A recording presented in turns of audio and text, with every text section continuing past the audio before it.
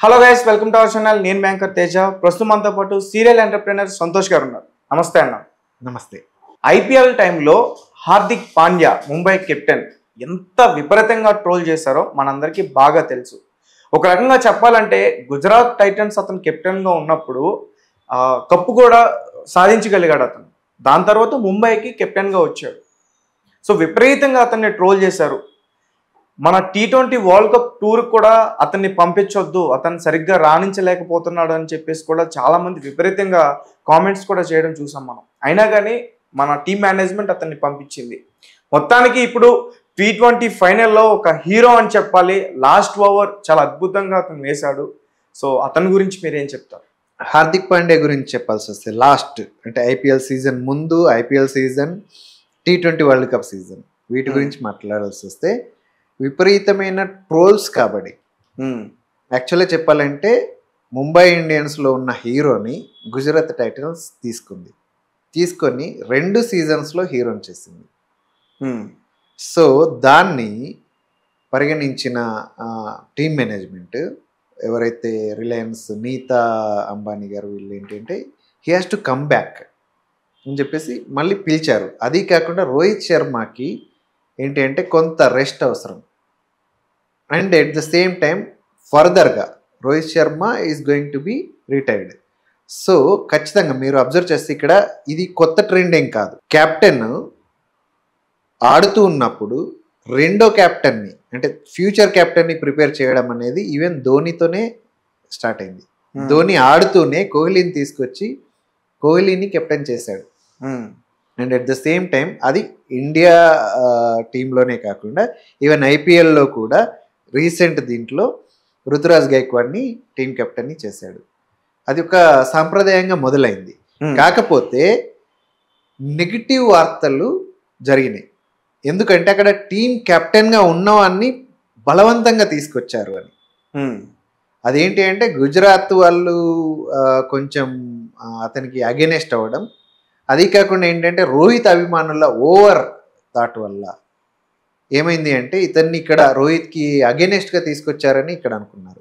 కానీ Rohit going to be retired కాబట్టి మనకు రీప్లేస్మెంట్ అవసరం, దాన్ని ఇప్పటి నుంచి బిల్డ్ చేయాలనే ఉద్దేశంతో అతన్ని వెనక్కి తీసుకొచ్చారు.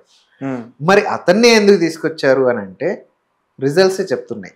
మీరు చూస్తే అంత ట్రోల్ కాబడిన హార్దిక్ పాండ్యా హీరోగా నిలిచాడు కదా వరల్డ్ కప్, T20 వరల్డ్ కప్లో. So that is what is Hardik Pandya. ఏంటంటే మీరు క్యారెక్టరైజేషన్స్ గురించి తీసుకోవాల్సి వస్తే ఈ మన ఎవరైతే టీమ్ మెంబర్స్ ఉన్నారో కోహ్లీతో స్టార్ట్ చేసి రోహిత్ అండ్ పాండ్యా వీళ్ళని తీసుకొస్తే మీరు అసలు హార్దిక్ పాండ్యాని వెలుగులోకి తీసుకొచ్చింది ధోని.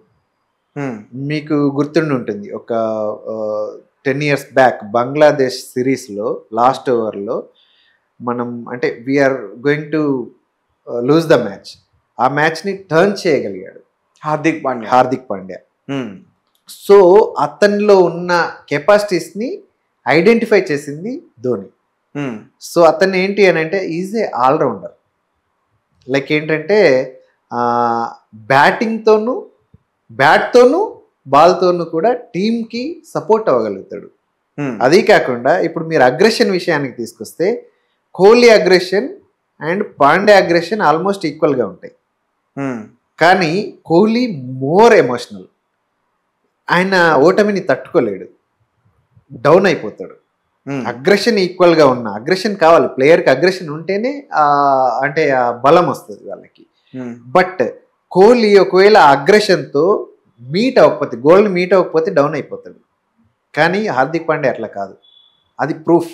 నేను అదే చెప్పాలంటే లైక్ ఏంటంటే అంత అంటే పర్సనల్ లైఫ్లో ఇబ్బంది పడి టీమ్ చేంజ్ ఓవర్ తోటి ట్రోల్ కాబట్టి సీజన్ మొత్తం ఫెయిల్ అయ్యి ఐపీఎల్ సీజన్ కంప్లీట్గా అంటే ఒక గ్రేట్ కంబ్యాక్ లాగా ఉంటుంది అని అనుకున్న సీజన్ మొత్తం ఫెయిల్ అయిపోయింది. బట్ స్టిల్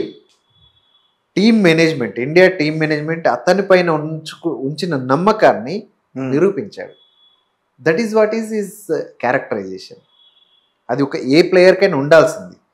ఏంటంటే గ్రౌండ్లోకి దిగిన తర్వాత మనం ఏంటి ఎంజాయ్ చేస్తుంటాం, వాళ్ళు ఆడుతూ ఉంటే మనం ఎంజాయ్ చేస్తాం, మనకు తెలియదు వాళ్ళ పెయిన్ ఏంటి. ఆపోజిట్ టీం కూడా అంతే స్ట్రాంగ్గా ఉంటుంది, వాళ్ళకు కూడా సిరీస్ అవసరం, వాళ్ళకు కూడా టీం విన్నింగ్ అవసరం. అలాంటి సిచ్యువేషన్లో ఆ టీంని మట్టి కరిపించి మనకు ట్రోఫీని తీసుకురావాలి అని అంటే టీం ప్లేయర్స్ అందరికీ చాలా ఎనర్జీస్ కావాలి. ఆ energies not only physical energy, even psychological energy చాలా స్ట్రాంగ్గా ఉండాలి వాళ్ళు.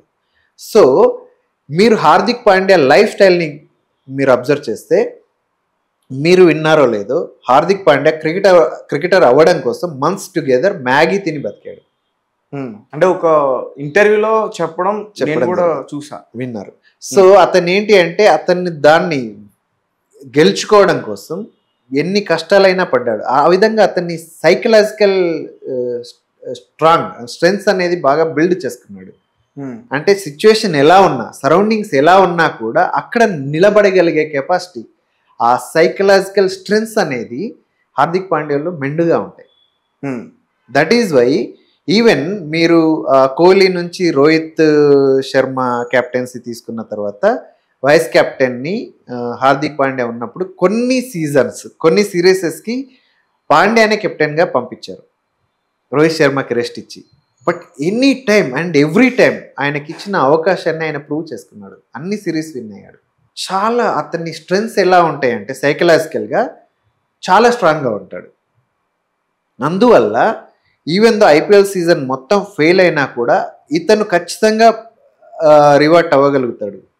అతను మళ్ళీ టీం అంటే ఒక పెద్ద సిరీస్ అంటే వరల్డ్ కప్ సిరీస్లో దాని ఇంపార్టెన్స్ ఏంటి అతను అండర్స్టాండ్ చేసుకోగలుగుతాడు, బౌన్స్ బ్యాక్ అవ్వగలుగుతాడు అని చెప్పేసి టీం మేనేజ్మెంట్ అవకాశం ఇచ్చింది definitely. And at the same time నేను ఇందాక మీకు చెప్పినట్టు రోహిత్ శర్మ అండ్ విరాట్ కోహ్లీ వీళ్ళిద్దరు రిటైర్మెంట్ తర్వాత కెప్టెన్ అవ్వగలిగే వాళ్ళలో హార్దిక్ పాండ్యా తర్వాత పంత్కి ఎక్కువ అవకాశాలు ఉన్నాయి. ఎందుకంటే పంత్కి ఆల్రెడీ అవకాశాలు ఇచ్చారు. కానీ Pant is again like similar to Kohli. ఇతనిలాగా అగ్రెషన్ ఇద్దరికీ ఉంటుంది, కానీ ఇతను ఏంటి అని అంటే డెప్త్, లైక్ ఏంటి అంటే ఒకవేళ ఈ ఒక గేమ్ ఫెయిల్ అయినా, లేదు అంటే ఒక ఓవర్ ఫెయిల్ అయినా, ఇప్పుడు మొత్తం ఒక T20లో తీసుకుంటే 4 overs స్పెల్ ఉంది అంటే ఒక ఓవర్ ఫెయిల్ అయినా రెండో ఓవర్కి బౌన్స్ బ్యాక్ అవుతాడు. ఓకే, కోహ్లీ ఫెయిల్ అవడం మొదలైతే ఏమవుతుంది అని అంటే ఫెయిల్ అవుతూ ఉంటాడు, మళ్ళీ బ్యాక్ వచ్చాడు అని అంటే క్లిక్ అవుతాడు. ఇతను ఏంటి అంటే ఇమ్మీడియట్ గా పికప్ అవ్వగలుగుతాడు. పాండ్యా ఓకే, హార్దిక్ పాండ్యా పంత్ విషయానికి వస్తే అగ్రెషన్ అగైన్ ఏంటంటే ఒక పీక్స్కి వెళ్ళిపోతుంటాయి, లీడర్షిప్ క్వాలిటీస్ ఉంటాయి. కానీ ఏంటి అని అంటే ఎప్పుడైనా ధోని ఎందుకు అంత పెద్ద సక్సెస్ఫుల్ కెప్టెన్ అయ్యాడు అని అంటే ఎలాంటి సిచ్యువేషన్ అయినా కూడా అంతే కంపోజ్డ్గా ఉంటాడు. ఈ వ్యక్తి పాండ్యా ధోని లెవెల్గా కంపోజ్డ్గా ఉండడు, అగ్రెషన్ ఉంటుంది, హ్యూజ్ అగ్రెషన్ ఉంటుంది, కోహ్లీ లాగా పంత్ లాగా వీళ్ళలాగా అగ్రెషన్ ఉంటుంది. కానీ at the same time need ఉన్నప్పుడు అక్కడ బౌన్స్ బ్యాక్ అవ్వగలుగుతాడు, ఈయన కంపోజిషన్ చేయగలుగుతాడు. అక్కడ ఖచ్చితంగా ఏంటంటే ఒక ఓవర్ ఫెయిల్ అయిందంటే ఈ ఓవర్లో మళ్ళీ కంట్రోల్ చేయగలుగుతాడు. That is what is his capacity. ఆ సైకలాజికల్ స్ట్రెంగ్స్ అతనికి ఉన్నాయి. అది కాకుండా ఒక ఆల్రౌండర్. హార్దిక్ పాండ్యా పర్సనల్గా కూడా తను అంటే న్యూస్లో వింటున్నాం, అంటే అతని వైఫ్ డైవర్స్ ఇచ్చేసింది, ఈవెన్ తను T20 సెలబ్రేషన్స్ కూడా ఒక్కడే చేసుకున్నాడు, ఎవరు లేరు అక్కడ. మనం గ్రౌండ్లో చూస్తే కోహ్లీ అనుష్క శర్మతో మాట్లాడడం, వీడియో కాల్ మాట్లాడడం, సెలబ్రేట్ చేసుకోవడం చూసాం. రోహిత్ శర్మ తన డాక్టర్తో, తన వైఫ్తోనే చూసాం. జడేజా వాళ్ళ వైఫ్తోనే, డాక్టర్తోనే, ఇంకా అందరూ సూర్యకుమార్ వాళ్ళందరూ కూడా వాళ్ళ యొక్క వైఫ్లతో సెలబ్రేట్ చేసుకుంటున్నారు. కానీ హార్దిక్ పాండ్యా మాత్రం కప్ తీసుకుని ఒక్కడు కూర్చుని బాధపడుతున్నట్టు కనిపించింది వీడియో. కరెక్టే. ఎంత ఇండియాకి అంటే నేషనల్ టీమ్కి రిప్రజెంట్ చేసిన ఇండివిజువల్గా వాళ్ళకి పర్సనల్ లైఫ్ అనేది ఉంటుంది, ప్లేయర్స్కి కూడా. ఖచ్చితంగా ఏంటి అంటే పర్సనల్ లైఫ్లో జరుగుతున్న లైఫ్ ఈవెంట్స్ డెఫినెట్గా వాళ్ళ ఈవెన్ ప్రొఫెషనల్ లైఫ్ మీద ఎంతో కొంత ఇంపాక్ట్ చూపిస్తాయి. అది క్లియర్గా ఐపీఎల్ సీజన్లో కనబడింది.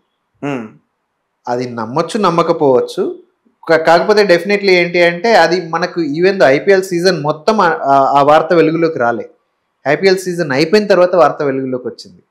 ఏది అతను డైవర్స్ ఇది చేశారని.